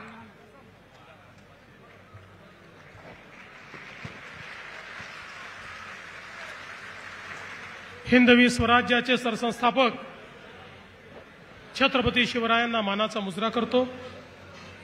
भारतीय राज्यघटनेचे शिल्पकार भारतरत्न डॉक्टर बाबासाहेब आंबेडकर यांना मानवंदना अर्पित करतो. मंचावर उपस्थित असलेले आमचे सहकारी जिल्ह्याचे पालकमंत्री चंद्रशेखर बावनकुळेजी, आपले जलसंपदा मंत्री गिरीश महाजनजी, कामगार मंत्री आकाश पुणकरजी, खासदार अनिल बोंडेजी, सन्माननीय आमदार प्रतापदादा अडसड, रवीजी राणा, संजयजी कुटे, केवलरामजी काळे, प्रवीणजी तायडे, चंदूभाऊ यावलकर, राजेशजी वानखेडे, सईताई डहाके, श्यामजी खोडे, मंचावर उपस्थित असलेले प्रवीण पोटे पाटील, त्याचप्रमाणे आपल्या या संघटनेचे मनोज भाऊ चव्हाण आणि संघटनेचे सर्व पदाधिकारी, या ठिकाणी उपस्थित असलेले श्री सोनटक्के, त्याचप्रमाणे आपल्या विभागीय आयुक्त श्वेता सिंगल, सौरभ कटियार, उपस्थित सर्व शेतकरी भगिनी आणि बंधूंनो, आज मला अतिशय समाधान आहे की विदर्भातल्या अन्यायग्रस्त अशा शेतकऱ्यांना न्याय देण्याची संधी आपल्या सर्वांच्या आशीर्वादामुळे आम्हाला मिळाली. खरं म्हणजे शेतकऱ्याच्या जीवनामध्ये जमीन ही आईसारखी असते आणि कुठल्याही प्रकल्पाकरता जमीन जात असताना जे दुःख शेतकऱ्याला होतं ते निश्चितच मोठं असतं. पण विदर्भामध्ये 2006 ते 2013च्या दरम्यान ज्या प्रकारची फसवणूक आमच्या शेतकरी बंधू भगिनींची झाली ही खरोखर अत्यंत वेदनादायी आहे. ज्यावेळेस हे प्रकरण मी समजून घेतलं त्यावेळी 2006 ते 2013च्या मध्ये थेट खरेदीची योजना आणली आणि या थेट खरेदीमध्ये लोकांकडनं ॲफिडेव्हिट घेण्यात आलं की आम्हाला हा भाव मान्य आहे, याच्या विरुद्ध आम्ही कोर्टात जाणार नाही, प्रकल्पग्रस्ताचं सर्टिफिकेट मागणार नाही. म्हणजे सर्व प्रकारचे हक्क हे शेतकऱ्यांचे गोठवण्याचं काम त्या ठिकाणी झालं. आणि हे हक्क गोठवत असताना जर त्यांना वाढीव किंमत देऊन एखाद वेळेस हक्क गोठवले असते तर आपण हे मान्य केलं असतं की इन्सेंटिव्ह मिळाला म्हणून आपले हक्क सरेंडर करण्यात आले.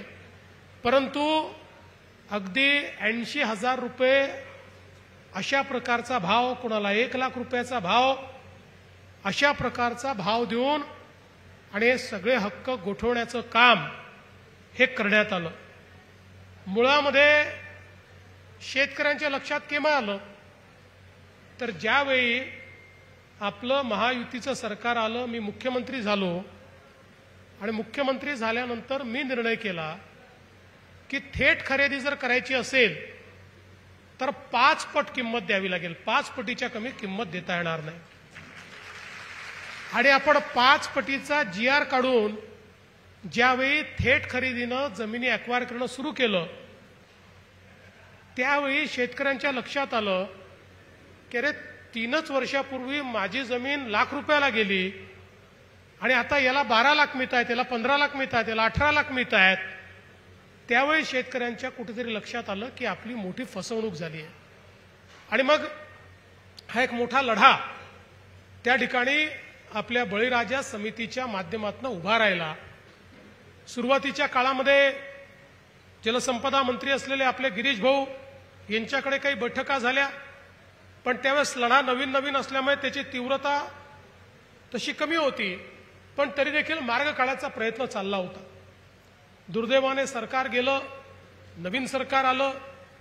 ज्या लोकांनी 2006 ते 2013 या कालावधीमध्ये शेतकऱ्यांची फसवणूक करून त्यांच्याकडनं जमिनी घेतल्या होत्या त्यांचंच सरकार आलं आणि बळीराजा संघटनेला वाटलं आता तरी न्याय मिळेल, या सरकारला आता तरी वाटेल की युती सरकारने इतके पैसे दिले तर आपणही काही पैसे दिले पाहिजे. आणि म्हणून मोठ्या प्रमाणात आंदोलनं झाली, शेतकऱ्यांच्या आत्महत्या झाल्या, केसेसही लागल्या, जेलमध्ये जावं लागलं, पण सरकार टस की मस झालं नाही. प्रतापदादांनी सांगितलं, प्रतापदादांनी प्रश्न विचारला होता त्याच्यावर तेव्हाच्या जलसंपदा मंत्र्यांनी हे करता येणार नाही असं थेट उत्तर देऊन ते मोकळे झाले आणि सगळे आशेचे किरण मावळले. ज्यावेळी पुन्हा आपलं सरकार 22 मध्ये आलं आणि जलसंपदा खात्याची धुरा माझ्याकडे आली त्यावेळी माझ्याकडे मीटिंग झाली आणि त्या मीटिंगच्या पूर्वी मी या प्रश्नाचं ब्रीफिंग घेतलं. ते ब्रीफिंग घेतल्यानंतर असं लक्षात आलं की कायदेशीररित्या याच्यात काहीच करता येत नाही, कारण कायदेशीररित्या ॲक्विजिशन पूर्ण झालेलं आहे, ॲफिडेव्हिटमुळे हक्क सरेंडर झालेले आहेत, कन्सिडरेशन मिळाल्यामुळे ते कन्सेंट अवॉर्ड सारखं झालेलं आहे. त्यामुळे आता कायद्यात आणि नियमात यात काहीच करता येत नाही. त्या पहिल्या मीटिंगमध्ये मी देखील सांगितलं की हो काहीतरी मार्ग तुम्हीच सांगा. मला तर आता डिपार्टमेंट सांगताय की काहीच मार्ग नाही आहे, मार्ग असेल तर आम्ही जरूर मार्ग काढू, आम्हाला इच्छा आहे, आम्हालाही दिसत आहे, पण मार्ग काही दिसत नाही आहे. पण निश्चितपणे प्रतापदादा असतील, रवी राणा असतील किंवा आमचे बोंडे साहेब असतील यांचं मी आभार मानेन की हे सगळे मला वारंवार भेटायचे. प्रतापदादा तर जवळपास रोजच मला भेटायचे आणि म्हणायचे साहेब काही मार्ग काढा, तुम्हाला दिसतंय ना अन्याय झालेला आहे. म्हटलं अन्याय तर झालेला आहे, मग अन्याय झाला तर न्याय तर दिला पाहिजे. अरे म्हटलं सगळे दरवाजे बंद आहेत, अन्याय झाला 6 साली, तुम्ही न्याय मागता 22 साली 23 साली, मी कुठून त्यातनं मार्ग काढू? म्हणाला नाही काही करा, मार्ग काढा. त्यानंतर मग आम्ही प्रयत्न सुरू केला. लॉ अँड ज्युडिशरी विभागाकडे आम्ही फाईल पाठवली. लॉ अँड ज्युडिशरी विभागाने ओपिनियन दिलं की याच्यामध्ये कुठलंही अनुदान वाढवून देता येणार नाही. हे केलं तर पॅन्डोरा बॉक्स उघडेल, अनेक ठिकाणी याचा प्रॉब्लेम तयार होईल, कायद्यात देखील हे बसणार नाही. मग मी म्हटलं की आता लॉ अँड ज्युडिशरीचं ओपिनियन जर ॲडव्हर्स आला तर आता काय करावं? मग आम्ही राज्याच्या ॲडव्होकेट जनरलकडे गेलो. त्यांना म्हटलं तुम्ही काहीतरी मार्ग सांगा, कारण शेवटी सरकारला मनात किती असलं तरी कायद्याने मार्ग काढावा लागतो, कारण सरकारचा एक एक पैसा खर्च करताना तो कायद्याने करावा लागतो. त्यावेळेस ॲडव्होकेट जनरल देखील म्हणाले की साहेब ही तर ओपन अँड शट केस आहे, या केसमध्ये तुम्ही पैसे देऊ शकत नाही, या केसमध्ये शक्य नाही आहे. सगळे मार्ग बंद झाल्यानंतर मी म्हटलं आता नेमकं काय करावं? परत सगळ्या अधिकाऱ्यांना घेऊन बसलो. परत हे आमची सगळी आमदार मंडळी माझ्याकडे आली, म्हणाले साहेब काही करा, मार्ग निघालाच पाहिजे. मग मी ज्यावेळेस आमच्या सगळ्या लोकांना घेऊन बसलो आणि मी त्यांना म्हटलं की आपण सानुग्रह अनुदान म्हणून दिलं तर काय होईल? ते म्हणाले साहेब त्याच्यामध्ये सीएजीचं ऑब्जेक्शन येईल, ऑडिटर अँड कॉम्प्ट्रोलर जनरल जे आहे ते ऑब्जेक्शन घेतील आणि त्यानंतर आमच्यावर कारवाई होईल, आमच्यावर आम्ही अडचणीत येऊ. मी त्यांना म्हटलं समजा मीच फाईल लिहिली आणि मीच निर्णय केला तर तुमच्यावर कसं येईल? ते माझ्यावर येईल, ते तुमच्यावर नाही येणार. त्यामुळे म्हटलं जेव्हा सीएजीचा पॅरेग्राफ येईल, माझी तयारी आहे, मी स्वतः सीएजीचा पॅरेग्राफ आल्यानंतर तिथे एक्सप्लेन करायला जावं लागतं, निर्णय का घेतला, कुठल्या कायद्यात घेतला, कुठल्या नियमात घेतला. या अधिकाऱ्यांना सांगितलं मी स्वतः जबाबदारी घेतो, मी स्वतःच आहे, सीएजीचं उत्तर मी देईन. किंवा सीएजीचा रिपोर्ट सादर झाल्यानंतर त्याच्यामध्ये ज्यावेळेस काही स्ट्रिक्चर्स येतात त्यावेळेस तो रिपोर्ट हा लोकलेखा समितीपुढे जातो. म्हटलं लोकलेखा समितीपुढे मी जाईल, मी त्याला उत्तर देईल. आपण शेवटी कायद्याने आपल्याला जर दिसतंय की अन्याय झालेला आहे तर अशा परिस्थितीत आता आपल्याला कायदेशीर वाट नाही, म्हणून अन्याय सहन करायचा आणि आपण तो सोडून द्यायचा हे तर आपल्याला करता येणार नाही. आणि त्यानंतर आमचे जे विभागाचे लोक आहेत जलसंपदा, त्यांनी मग कणखर भूमिका घेतली. ते म्हणाले साहेब ठीक आहे, आपण हा निर्णय करूया सानुग्रह अनुदानाचा, जे काही होईल आम्ही देखील तुमच्या सोबत आहोत. आणि आम्ही तो एका झटक्यात निर्णय केला. त्या ठिकाणी बैठक घेतली आणि बैठकीमध्ये आम्ही तो सानुग्रह अनुदानाचा निर्णय करून टाकला. आणि मला अतिशय आनंद आहे की आज त्याच्या वाटपाची सुरुवात देखील आपण केली आहे. शेवटी मला या गोष्टीचं दुःख खूप व्हायचं की अशा प्रकारचा अन्याय करताना दरवेळेस अन्याय विदर्भातल्या लोकांवरच का? अशा प्रकारची खरेदी कुठेही झाली नव्हती. 2006 ते 13च्या काळामध्ये महाराष्ट्रात कुठेच नाही, केवळ विदर्भातल्या शेतकऱ्यांवर अन्याय होता. आणि म्हणून निश्चितपणे मला या ठिकाणी अतिशय मनाला वेदना होत्या आणि आम्ही हा कणखर निर्णय घेतला. आणि आज मला या गोष्टीचं समाधान आहे. शेवटी आपण राज्यकर्ते म्हणून कायद्याने नियमानेच काम केलं पाहिजे. पण छत्रपती शिवरायांनी देखील आपल्याला सांगितलेलं आहे की जेव्हा अन्याय होत असेल त्यावेळेस अन्याय करणारा कायदा देखील बदलला पाहिजे. अन्याय करणारा कायदा दूर करून न्याय करणं हे राज्यकर्त्याचं काम आहे. आणि म्हणून ते काम करण्याचा प्रयत्न आम्ही केला. आणि त्यातून आज मला खरं म्हणजे समाधान झालं की सगळ्यात पहिल्या शेतकऱ्यांना जो आम्ही चेक दिला 7.5 लाख रुपयाचा जराड, त्यावेळेस त्यांच्या डोळ्यात पाणी आलं आणि ते म्हणाले की पोरीचं लग्न कसं करायचं या विवंचनेत मी होतो आणि हा चेक मला मिळाला आणि तुम्ही माझं त्या ठिकाणी खूप मोठं ओझं हलकं केलं. मला असं वाटतं की आपल्याला राजकारणामध्ये अनेक हार तुरे मिळतात. आता एवढा मोठा हार तुम्ही घातला, तर त्या हारापेक्षा देखील जराड साहेबांनी मारलेली मिठी ही जास्त महत्वाची होती. त्यांच्या चेहऱ्यावरचं समाधान हे अधिक महत्वाचं होतं. आणि हा निर्णय घेण्याचं समाधान यातनं निश्चितपणे आम्हाला लाभलं. मी या निमित्ताने आपल्याला आश्वस्त करू इच्छितो, मृदूसंधारण विभागाचेही अशाच प्रकारच्या जमिनी या विकत घेण्यात आल्या आणि अनावधानाने त्याचा उल्लेख हा आपल्या GR मध्ये झालेला नाही. दादांनी लक्षात आणून दिलं. पुढच्या 8 दिवसामध्ये गिरीश भाऊ हा GR आपण काढू आणि मृदूसंधारण विभागाच्याही आपल्या शेतकऱ्यांना निश्चितपणे या संदर्भात जी काही मदत आपल्याला करायची आहे ती मदत आपण करणार आहोत. खरं म्हणजे प्रकल्पग्रस्तांचं आपण महामंडळ देखील काढलंय. आता त्या महामंडळाला मोठं भागभांडवल देऊन प्रकल्पग्रस्तांच्या मुलांना त्या ठिकाणी उद्योगधंद्याकरता कर्ज कसं देता येईल बिनव्याजी, अशा प्रकारचा आमचा प्रयत्न आहे की त्यातनं तेही कशा प्रकारे आपल्या पायावर उभे राहू शकतील. एक अजून मुद्दा आपण मांडलेला आहे की 5% अट ही 15% न्यावी. मी जरूर आपल्याला सांगतो, मी पडताळून पाहिल. आज मला त्याची कायदेशीर बाजू माहीत नाही, त्यामुळे मला घोषणा करता येत नाही. पण हे जे काही वाढवता येणं शक्य असेल ते आपण वाढवण्याचा प्रयत्न करू. कारण खरंच आहे की इतक्या मोठ्या प्रमाणात प्रकल्पग्रस्तांची यादी वाढतेय आणि त्या संदर्भात आपल्याला त्यांना कुठेतरी काम देणं हे अत्यंत महत्वाचं आहे. मध्यंतरी आमच्या संजूभाऊ कुटेंनी देखील काही प्रकल्पग्रस्तांना कशा प्रकारे आपण ऍडजस्ट करू शकू आणि जास्तीत जास्त नोकरीमध्ये कसं सामावून घेऊ शकू या संदर्भात काही विषय माझ्याकडे मांडले होते. त्याही संदर्भातला आमचा अभ्यास चाललेला आहे. मी आज या निमित्ताने आपल्याला एवढंच सांगतो की शेतकरी असतील किंवा प्रकल्पग्रस्त असतील, आज तर आम्ही जमिनी ॲक्वायर तर आपल्याला कराव्या लागतात, कधी सिंचनाकरता कराव्या लागतात, कधी रस्त्याकरता कराव्या लागतात. पण मी मुख्यमंत्री असताना कायदाच असा केला आहे की कुठलंही सरकार आलं तरी आता कमी पैशामध्ये ॲक्विजिशन करूच शकत नाही, त्याला योग्य मोबदला हा द्यावाच लागेल. आणि आज परिस्थिती अशी आहे की आम्ही आता ज्यावेळी एखादी ॲक्विजिशनची घोषणा करतो तर बावनकुळे साहेब त्याचे साक्षीदार आहे की आता शेतकरी आमच्याकडे येतात की भाऊ रस्ता आमच्याही जमिनीतनं घेऊन जा, कारण इतके पैसे आम्ही टॅक्स फ्री पैसा देतो, इतका पैसा आम्ही देतो की शेतकरी म्हणतात भाऊ आमच्याही जमिनीतनं आता तुम्ही त्या ठिकाणी रस्ता घेऊन जा. दोनच गोष्टी या निमित्ताने सांगणार आहे. अनेक वेळा माझ्या लक्षात येतं की आम्ही ॲक्विजिशनची घोषणा केली, शेतकऱ्यांचं बिचाऱ्यांचं लक्ष नसतं आणि कोणीतरी धन्ना सेट येतो आणि त्या शेतकऱ्यांकडनं जमिनी विकत घेतो आणि त्यानंतर 4 पट 5 पट पैसे तेही टॅक्स फ्री तो त्या जमिनीवर कमावतो. त्यामुळे लक्षात असू द्या, ज्या ठिकाणी ॲक्विजिशन आहे त्या ठिकाणी कृपया जमिनी विकू नका. जमिनी विकण्याचं आणि कोणी घेत असेल तर एकदा पता करून घ्या की अचानक एवढी जमीन हा घेण्याकरता का आलेला आहे. कारण आमची इच्छा आहे की 2 पैसे जर जास्त मिळणार असतील तर ते शेतकऱ्यांना मिळाले पाहिजेत, ते व्यवसाय करणाऱ्यांना मिळणं हे काही योग्य नाही आहे. त्यामुळे या दृष्टीने देखील आपण सगळ्यांनी सजग राहिलं पाहिजे.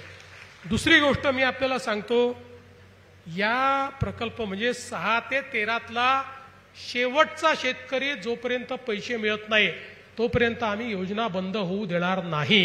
हे याकरता सांगतोय की कोणीही फसवणूक करायला आलं तर त्याला बळी पडू नका. आता याच्यामध्ये वेगवेगळ्या काळात पैसे का मिळतात, कारण त्या प्रकल्पाला ते पैसे आम्हाला द्यावे लागतात आणि मग त्यांच्या खात्यातनं तुमच्या खात्यामध्ये ते वर्ग होतात. ज्या प्रकल्पाकरता ती जमीन गेली आहे त्यामुळे त्याला कुठल्या प्रकल्पाला आधी पैसे मिळतात, कोणाला नंतर मिळतात, सगळ्यांना आम्ही आता येत्या काळामध्ये पैसे देऊन टाकणार आहे. काही तुम्हाला फार काळ वाट पाहावी लागणार नाही. पण कोणाला आज मिळतील तर कोणाला 7 दिवसांनी मिळतील, कोणाला 15 दिवसांनी मिळतील. त्यामुळे कोणी येऊन जर तुम्हाला सांगितलं तुझं नावच नाही आहे, तुझं काही प्रॉब्लेम असेल, तुम्हाला जर एकाची कोणाची अडचण असेल, आमचे सगळे मंत्री आमदार या ठिकाणी बसल्यात, त्यांच्यापर्यंत जा, त्यांना सांगा की माझं नाव सापडत नाहीये, ही माझी जमीन आहे, हे माझे कागद आहेत. त्याचा पाठपुरावा करून त्यालाही पैसे मिळवून देण्याची जबाबदारी आमची आहे. पण कोणत्याही दलालाच्या भानगडीत या ठिकाणी पडू नका. मी आज या निमित्ताने आपल्याला एवढं सांगू इच्छितो की मोठ्या प्रमाणात आपल्या शेतकऱ्यांना लाभ मिळाला पाहिजे. या दृष्टीनं मागच्या काळामध्ये आपण बळीराजा जलसंजीवनी योजना आणली आणि वर्षानुवर्ष जे सिंचनाचे प्रकल्प अपूर्ण होते 5 वर्षामध्ये 79 प्रकल्प या विदर्भातले आपण पूर्ण केले. 25,000 कोटी रुपये आपण त्या ठिकाणी लावले. जे प्रकल्पांना सुप्रमा नव्हती अशा प्रकल्पांची सुप्रमा करून त्याचंही काम सुरू केलं. आणि पुढच्या काळामध्ये आपल्याला कल्पना आहे वैनगंगा नळगंगा सारखी योजना, जसं समृद्धी महामार्ग मी ज्यावेळेस करून म्हणून सांगितलं, लोक मला वेड्यात काढायचे की 55,000 कोटीचा रस्ता होतो का, असा रस्ता कधी होणार आहे का. पण मी सांगायचो समृद्धी महामार्ग विदर्भाची लाईफलाईन बनेल. विदर्भामध्ये उद्योग येण्याकरता, व्यापार येण्याकरता आणि शेतकऱ्याच्या शेतमालाला भाव मिळण्याकरता हा समृद्धी महामार्ग अत्यंत महत्वाचा आहे. त्यावेळेस लोक वेड्यात काढायचे, पण आपण तो समृद्धी महामार्ग बनवून दाखवला. आणि आता दुसरा महत्वाकांक्षी प्रकल्प जो विदर्भातल्या शेतकऱ्यांच्या जीवनात परिवर्तन करणार आहे तो म्हणजे नळगंगा वैनगंगा नदीजोड प्रकल्प. जवळपास 600 किलोमीटरची नवीन नदी आम्ही तयार करतोय. जी वैनगंगेपासनं तर नळगंगा आणि पलीकडे बुलढाणा जिल्हा, वाशिम जिल्हा शेवटच्या टोकापर्यंत आम्ही ही नदी नेणार आहोत. या नदीमुळे आपल्या अमरावती विभागातले 5ही जिल्हे आणि नागपूर विभागातला वर्धा आणि नागपूर असे 7 जिल्हे हे पूर्णपणे दुष्काळ मुक्त होणार आहेत. 10 लाख एकर जमीन ही ओलिताखाली येणार आहे आणि विदर्भामध्ये एकही कोरडवाहू शेतकरी राहणार नाही. शेतकरी सगळे बागायती होतील, सगळ्यांच्या शेतीपर्यंत पाणी, आणि तेही पाणी ड्रिपच्या माध्यमातून त्या ठिकाणी देण्याची योजना आम्ही आखलेली आहे. आणि हे सगळं करत असताना आपल्याला कल्पना आहे, आता शेतकऱ्यांकडनं आम्ही विजेचं बिल घेत नाही. आता सगळे फिडर आम्ही कृषीचे हे सोलरवर आणतोय. 2026च्या डिसेंबरपर्यंत हे काम पूर्ण झालं की त्यानंतर आमच्या शेतकऱ्याला दिवसा 12 तास 365 दिवस आम्ही मोफत वीज देऊ. रात्रीच्या विजेची झंझट ही शेतकऱ्याच्या पाठीशी राहणार नाही आणि त्या माध्यमातून मोठ्या प्रमाणात शेतकऱ्यांना दिलासा देण्याचं काम हे आपल्या सरकारच्या माध्यमातून होत आहे. आपल्याला माहिती आहे की आता आपण मेगा टेक्सटाईल पार्क केला, आता पीएम मित्रा टेक्सटाईल पार्क करतोय की ज्याच्या माध्यमातून विशेषतः कापसाचा जो शेतकरी आहे याला कापसापासनं तर कापडापर्यंत, कापडापासून फॅशनपर्यंत अशा प्रकारचं सगळं व्हॅल्यू ॲडिशन करायचं आणि त्यातनं 2 लाख लोकांकरता रोजगार तयार करायचा. त्याची सुरुवात देखील आपण अमरावतीमध्ये केलेली आहे. आणि एक अजून योजना त्या संदर्भातली मी लवकरच घोषित करणार आहे की ज्यामध्ये कापसाच्या शेतकऱ्यांचं एक फार मोठं व्हॅल्यू क्लस्टर हे आम्ही तयार करणार आहोत, ज्यातनं शेतकऱ्यांना योग्य दाम मिळाला पाहिजे आणि ॲश्युअर्ड मार्केट मिळालं पाहिजे, अशा प्रकारचा आपला प्रयत्न आहे. आपल्याला कल्पना आहे की मागच्या काळामध्ये नानाजी देशमुख कृषी समृद्धी योजना ही आपण वर्ल्ड बँकेच्या माध्यमातून सुरू केली आणि विशेषतः आपल्या हा जो काही पश्चिम विदर्भ आहे इथल्या सगळ्या जिल्ह्यांमधल्या काही गावांमध्ये जवळपास 4000 गावांमध्ये आपण ही योजना सुरू केली आणि या योजनेची फळं आज आपल्याला दिसत आहेत. मोठ्या प्रमाणात जलसंधारणाची कामं झाली आहेत, लोकांकडे यांत्रिकीचं त्या ठिकाणी प्रशिक्षण झालं आहे, यांत्रिकीची सुरुवात झालेली आहे, वेगवेगळ्या प्रकारे नवीन टेक्नॉलॉजीज आपण त्या ठिकाणी आणलेल्या आहेत. आता याचा दुसरा टप्पा 6000 कोटीचा हा आपण पुन्हा हातामध्ये घेतलेला आहे आणि सॅच्युरेशन पद्धतीनं गावात गेलं की गावातले जलसंधारणाचे स्ट्रक्चर्स असतील, त्या गावामध्ये जेवढी मागणी असेल त्या सगळ्यांना ड्रिप इरिगेशन असेल, स्प्रिंकलर असेल, त्या गावामध्ये जेवढी ट्रॅक्टरची मागणी असतील तेवढे ट्रॅक्टर असतील, BBF असेल, वेगवेगळ्या प्रकारच्या फवारणीचे तंत्र असतील, ड्रोन असतील, अशा सगळ्या गोष्टी सॅच्युरेशन पद्धतीनं त्या गावामध्ये द्यायच्या, जेणेकरून ते गाव हे परिपूर्ण झालं पाहिजे आणि तिथली शेती जी आहे ती शेती वातावरणातल्या बदलातनं कुठेतरी त्याचा जो वाईट परिणाम आहे त्या वाईट परिणामातनं आपल्याला मुक्त करता आली पाहिजे आणि शाश्वत पिकं हे आमच्या शेतकऱ्याला घेता आले पाहिजेत, अशा प्रकारचा आपला प्रयत्न आहे. त्याचसोबत आपण स्मार्ट सारखी योजना सुरू केली आहे, ज्या योजनेच्या अंतर्गत प्रत्येक गावामध्ये जी आपली प्राथमिक सोसायटी आहे या बहुउद्देशीय सोसायटीला आपण बहुउद्देशीय सोसायटीमध्ये त्या ठिकाणी परिवर्तित करून 13 प्रकारच्या योजना या सोसायटीला आपण देणार आहोत की ज्या योजनांच्या माध्यमातून ती सोसायटी बळकट होईल आणि ती सोसायटी त्या ठिकाणी ॲग्री बिझनेस सोसायटीमध्ये परिवर्तित होऊन एक प्रकारे शेतकऱ्याच्या शेतमालाला भाव देण्याकरता बाजाराचं काम ही गावातली सोसायटीच करेल, अशा प्रकारचं आपण एक काम हातामध्ये घेतलंय. याच्याकरता देखील वर्ल्ड बँकेने आपल्याला मदत दिलेली आहे. यासोबत अन्न प्रक्रिया छोटे प्रकल्प याकरता देखील आता आपण मोठ्या प्रमाणात त्या ठिकाणी मदत करणं सुरू केलेलं आहे. प्रत्येक गावामध्ये अन्न प्रक्रियेचे छोटे प्रकल्प लागून त्या ठिकाणी जे काही आपलं वेस्टेज आहे ते वेस्टेज दूर व्हावं आणि त्या माध्यमातून शेतकऱ्यांना अधिक अशा प्रकारे त्याचा पैसा मिळावा असा आपला प्रयत्न आहे. आणि हे सगळं करत असताना माननीय प्रधानमंत्री महोदयांनी द्रोण दीदीचा जो कॉन्सेप्ट आणलाय, हळूहळू आपल्याला तो कॉन्सेप्ट लागू करायचा आहे. आता आम्ही ॲग्रीस्टॅक ही व्यवस्था आमच्या बावनकुळे साहेबांच्या या माध्यमातून त्या ठिकाणी महसूल विभागातून सुरू केली आहे. याच्यामध्ये प्रत्येक शेतकऱ्याच्या जमिनीचं डिजिटायझेशन आम्ही करतो आहोत आणि 96 लाख शेतकऱ्यांचं झालेलं आहे, अजून 20 लाख शेतकऱ्यांचं करायचं आहे. त्यामुळे प्रत्येकाचं डिजिटायझेशन करून आता आपल्याला अनेक वेळा प्रश्न येतो की आपण ज्यावेळेस त्या ठिकाणी फेरफाराचा विषय असतो किंवा पंचनाम्याचा विषय असतो किंवा ई-पीक पाहणीचा विषय असतो, प्रत्येक वेळी शेतकऱ्यांना अडचणी होतात. आता या सगळ्या गोष्टी डिजिटल माध्यमातनं, सॅटेलाइटच्या माध्यमातनं, ड्रोनच्या माध्यमातनं त्या ठिकाणी आम्ही करणार आहोत. त्यामुळे शेतकऱ्याला नुकसान भरपाई द्यायची असेल तरी देखील आमच्याकडे पंचनामे झाले नाही, पंचनामे चुकीचे झाले, आमच्याकडे कोणी आलंच नाही असं म्हणायला आता कुठे वावच राहणार नाही. अशा प्रकारे कम्प्लिटली डिजिटली आम्ही ते करतो आणि हे करत असताना आपल्याला पुढच्या काळामध्ये गटशेतीकडे मोठ्या प्रमाणात जायचं आहे आणि गटशेतीसोबत नैसर्गिक शेतीकडे जायचं आहे. त्यामुळे गटशेती करता आणि नैसर्गिक शेती करता मोठ्या प्रमाणात प्रोत्साहन देऊन विषमुक्त शेती आणि विषमुक्त शेती करताना त्या शेतीमध्ये आपली उत्पादकता वाढली पाहिजे या दृष्टीनं वेगवेगळे प्रयोग हे आपण पुढच्या काळामध्ये करणार आहोत. त्यामुळे मोठ्या प्रमाणात शेतीमध्ये गुंतवणूक करायची. आज आपल्याला माहिती आहे की मोदीजींनी आपल्याला 6,000 रुपये देणं सुरू केलं तर आपणही राज्याकडनं 6,000 रुपये शेतकऱ्यांना त्या ठिकाणी देण्याची सुरुवात केली. पण शेतीमध्ये रिलीफ आणि रिहॅबिलिटेशन पेक्षा गुंतवणूक वाढली पाहिजे. गुंतवणूक जर वाढली तरच शेती फायद्याची होईल आणि म्हणून ही गुंतवणूक वाढवण्याच्या दृष्टीनं एक मोठा कार्यक्रम आपण राबवलेला आहे की ज्यातनं शेतकऱ्यांना अधिकारिता देऊन शेतकऱ्याची गुंतवणुकीची कॅपॅसिटी वाढवून शेतकऱ्याच्या शेतीत गुंतवणूक करून आणि शेती ही फायद्याची झाली पाहिजे अशा प्रकारचा प्रयत्न आपला आहे. मला विश्वास आहे येत्या काळामध्ये आपल्या सगळ्यांच्या आशीर्वादानं या ज्या वेगवेगळ्या योजना आम्ही हातामध्ये घेतल्या आहेत या योजना निश्चितपणे यशस्वी होतील आणि माझ्या विदर्भातला शेतकरी जो अन्यायग्रस्त आहे, जो आत्महत्याग्रस्त आहे, जो खऱ्या अर्थानं त्या ठिकाणी गरीब आहे त्या शेतकऱ्याच्या जीवनामध्येही एक मोठं परिवर्तन आम्ही घडवून दाखवू हा विश्वास मी व्यक्त करतो आणि हे परिवर्तन घडवण्याकरता आपलं प्रेम आणि आपला आशीर्वाद आमच्या पाठीशी असावा एवढीच विनंती करतो आणि माझं बोलणं संपवतो. धन्यवाद. जय हिंद, जय महाराष्ट्र. जाता आता आमच्या प्रतापदादांनी धामकची आठवण करून दिली आहे. धामकचं जे मॉडेल पुनर्वसन आहे ते निश्चितपणे केलं जाईल. प्रतापदादा तुम्ही सांगितलं झालं नाही असं कधीच झालं नाही. खरं म्हणजे तुम्हाला माहिती असेल मी धामकचं पुनर्वसन मंजूर केलं होतं. मध्यंतरी कोणी थांबवलं तुम्हाला माहिती आहे पण तुम्ही पुन्हा निवडून आले त्यामुळे आता धामकचं पुनर्वसन होत आहे. त्यामुळे ते निश्चितपणे आपण करू. धन्यवाद. जय हिंद, जय महाराष्ट्र.